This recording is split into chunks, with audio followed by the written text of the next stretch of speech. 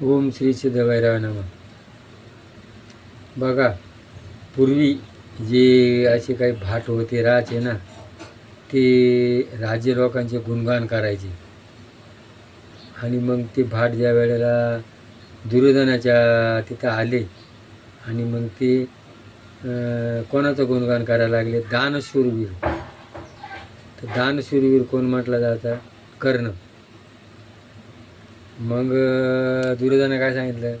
अरे तो काय दानशूरवीर आहे म्हणून, मी सगळ्यात दानशूरवीर बनायचं आहे म्हणून मला. कोण म्हणून? दुर्योधन म्हणून. मग त्याचे गुणगान करू नका आणि मग माझं गुणगान करा. कोण म्हण? दुर्योधन. आणि मग दुर्योधनानं काय केलं? त्या भाटांना सांगितलं आणि ते लागले दुर्योधनाचे गुणगान करायला. मग भगवंताने काय केलं? एक म्हाताऱ्या ब्राह्मणाचं रूप घेतलं आणि त्या दुर्योधनाकडे गेला. म्हण, मला सोनं नाणं काही नको, मला काशीला माझ्या आईवडिलांचं पिंडदान करायचं आहे आणि मला काशीला जाण्याकरता माझ्या अंगात ताकद नाही, मला शक्ती नाही. तर मला असं कर, मला तुझं जे तारुण्य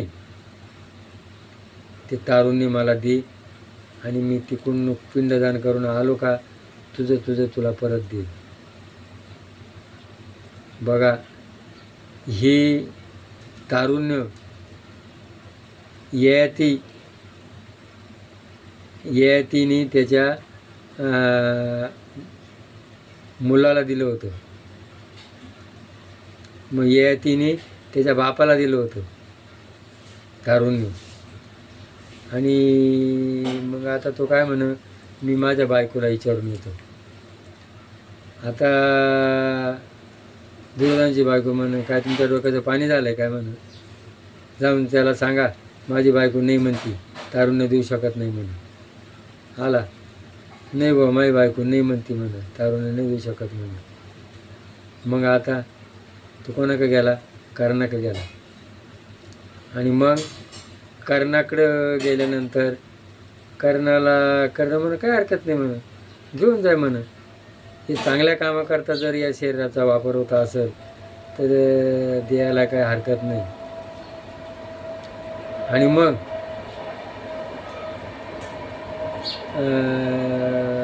पण म्हणून तुझ्या बायकोला विचार. बायकोला विचारायला गेला. बायकोनं सांगितलं, तुमची जगात ख्याती आहे दानशूर, आणि असा दानशूर तुम्ही आतापर्यंत एवढं केलेलं आहे, मला विचारायची काय गरज आहे? शरीर तुमचं आहे, तुम्ही देणार आहे. आणि मग तो आला आणि भगवंताला सांगितलं, तो त्या ब्राह्मणाला माझं हे दान, हे शरीर घेऊन जा. भगवंताला काय पाहायचं होतं? फक्त त्याचं मत पाहायचं होतं.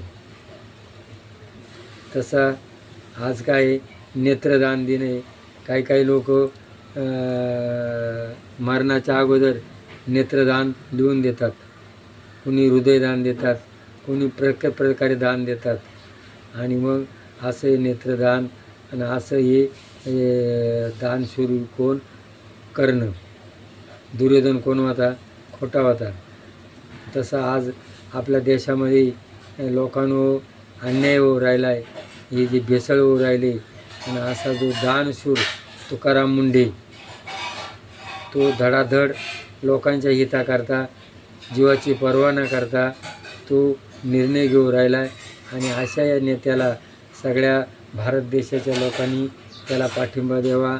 असा नेता हा खरंच प्रति तुकाराम महाराजांना म्हणाला, तुका म्हणे काही न मागो आणि तुझ्या पायी सुख सर्व आहे. हा तुकारामाचा अवतारच आहे. आणि अशा अवताराला भ्रष्टाचार मोहिमेला त्याने धडक मोहीम घेतलेली. आणि याला हा पाठिंबा द्या सगळ्या भारत देशाने, सगळ्या पक्षांनी, सगळ्या शेतकऱ्यांनी. आणि हा जर एवढं केलं तर आपल्या भारताची ही जी भ्रष्टाचार आहे, भ्रष्टाचार मुक्त होईल आणि शासनाला जाग येईल. अशा या नेत्याला आजपर्यंत कोणी केलं नाही, असा तो करू राहिला. सगळ्या भारत देशाच्या लोकांनी त्याला पाठिंबा द्या. आपल्या भारत देश असा जर नेता लाभला तर सुजलम सुफलम होईल आणि आपलं कल्याण होईल. हे पटलं असेल तर क्लिक करा. जय भैरवनाथ.